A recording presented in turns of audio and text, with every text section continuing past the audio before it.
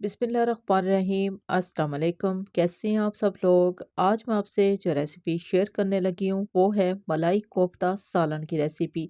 अगर आपके कोफ्ते टूट जाते हैं या बहुत ज़्यादा हार्ड हो जाते हैं या आपके कोफ्ते की ग्रेवी मज़ेदार जायकेदार नहीं बनती तो ये रेसिपी आपके लिए बेस्ट है।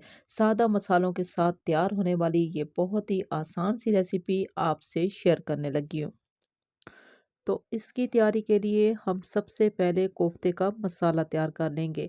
हमने लिया है चॉपर और इसमें हम डाल देंगे हाफ के जी चिकन। चिकन के साथ ही हम शामिल कर देंगे प्याज।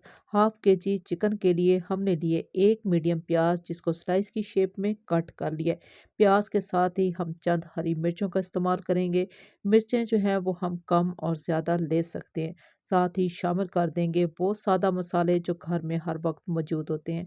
हस्बे ज़रूरत हमने नमक का इस्तेमाल किया है। लाल मिर्चें लिए आधा चम्मच पिसा धनिया, आधा चम्मच हल्दी पाउडर और इसी में हम डाल देंगे 1 चम्मच भर के कुटी लाल मिर्च जिसको दड़ा मिर्च भी कहते हैं।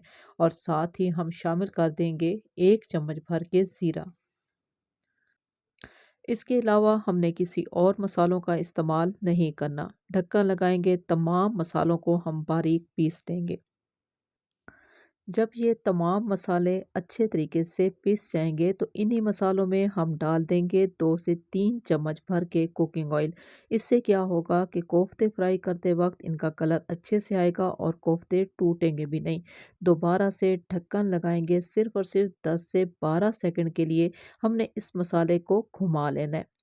याद रहे कि कुकिंग ऑयल का इस्तेमाल हम उस वक्त करेंगे जब तमाम मसाले एक बार पिस जाएंगे। अभी ये बहुत ही खुशबूदार किस्म का मसाला कोफ्ते के लिए तैयार हो चुका है। अब हम क्या करेंगे कि हथेली पे थोड़ा थोड़ा पानी लगा के तमाम कोफ्ते तैयार कर लेंगे।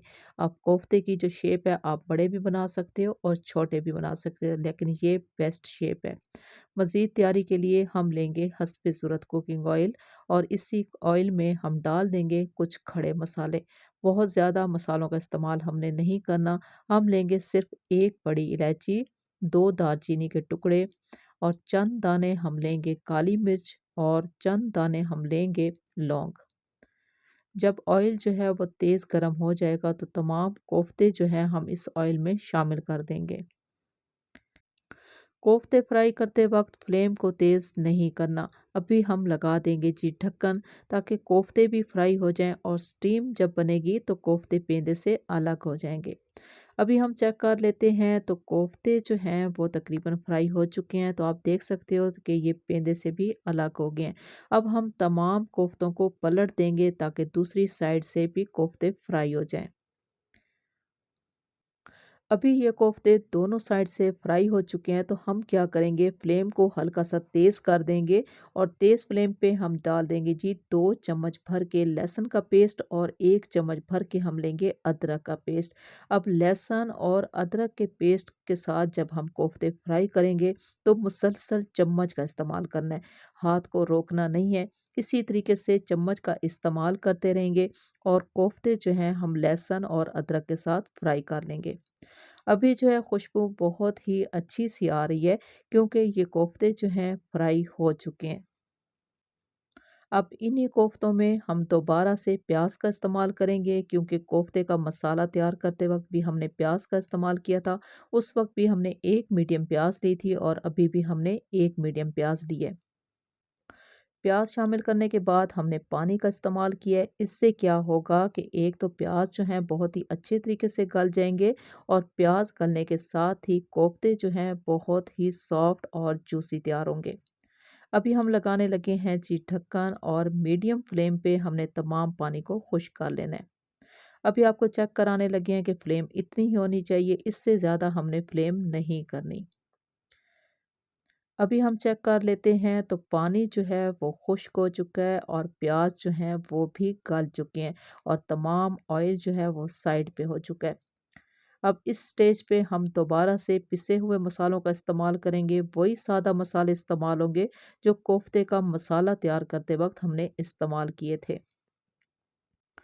अगर आपने कोफ्तों में शोरबा ज़्यादा रखना है तो पिसे हुए मसालों का ज़्यादा इस्तेमाल होगा। अगर शोरबा आपने थोड़ा-सा गाढ़ा रखना है तो पिसे हुए मसालों का कम इस्तेमाल होगा। अब इस स्टेज पे हमने ये करना है कि कोफ्ते की भुनाई करनी है सादा मसालों के साथ और प्याज़ के साथ।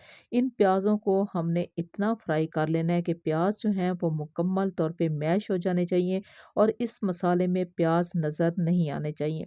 जब तक इस मसाले का कलर चेंज नहीं होगा, प्याज़ मैश नहीं होंगे, तो आपका मसाला जो है वो ज़बरदस्त किस्म का तैयार नहीं होगा।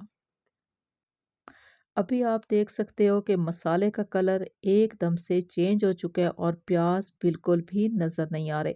इसका मतलब है कि कोफ्ते का मसाला गज़ब का तैयार हुआ है। कलर एकदम से चेंज हो चुका है और खुशबू कमाल की आ रही है।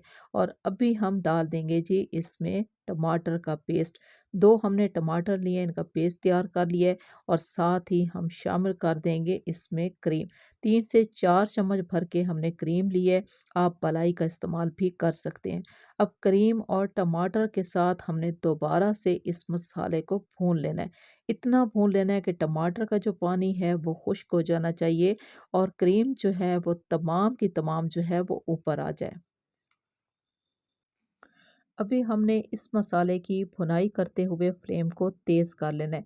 जब फ्लेम तेज़ होगी तो जल्दी से टमाटर का पानी जो है वो भी खुश्क हो जाएगा और क्रीम का जो रोगन है वो भी ऊपर आ जाएगा। हमने थोड़े से नमक का इस्तेमाल किया है क्योंकि मसाले से हमने नमक चेक किया तो नमक कम था, इसीलिए हमने थोड़ा सा नमक का और इस्तेमाल किया है। नमक के साथ ही दोबारा से इस मसाले की हम करने लगे हैं भुनाई। आप यकीन करें ये बहुत ही जायकेदार और बहुत ही खुशबूदार तैयार होते हैं।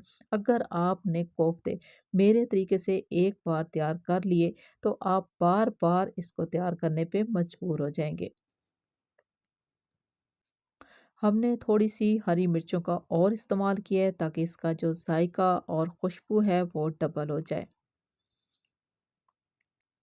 अभी ये मसाला शोरबे के लिए मुकम्मल तौर पे तैयार हो चुका है। हम इसमें पानी का इस्तेमाल करेंगे। अब पानी हमने कितना लेना है, जितना हमें शोरबा चाहिए उसी हिसाब से हम पानी लेंगे। अगर आपने कोफ्ते का शोरबा जो है पतला रखना है तो पानी भी हम ज़्यादा लेंगे। अगर थोड़ा-सा गाढ़ा रखना है तो पानी कम लेंगे। हमने लिए हैं जी 2 गिलास भर के पानी। अभी हम ढक्कन लगा देंगे और स्लो फ्लेम पे यानी कि दम वाली आँच पे हमने इनको कुक कर लेना है। अभी हम चेक कर लेते हैं। मलाई कोफ्ता मुकम्मल तौर पे तैयार हो चुका है। हमें ग्रेवी इतनी ही चाहिए। अभी हम कर देते हैं जी चूल्हे को ऑफ और इसी के ऊपर हम डाल देंगे बारीक कटी हुई हरी मिर्चें और बारीक कटा हुआ गरम मसाला। बहुत ही खुशबूदार, बहुत ही मज़ेदार मलाई कोफ्ता सालन। आपको ये रेसिपी कैसी लगी? अच्छी लगी हो तो मेरी आपसे रिक्वेस्ट है कि आप मेरे चैनल को सब्सक्राइब कर लें, मेरी वीडियो को लाइक और शेयर ज़रूर कर दें। इसी के साथ ही मैं आपसे इजाज़त चाहूँगी। अल्लाह हाफ़िज़।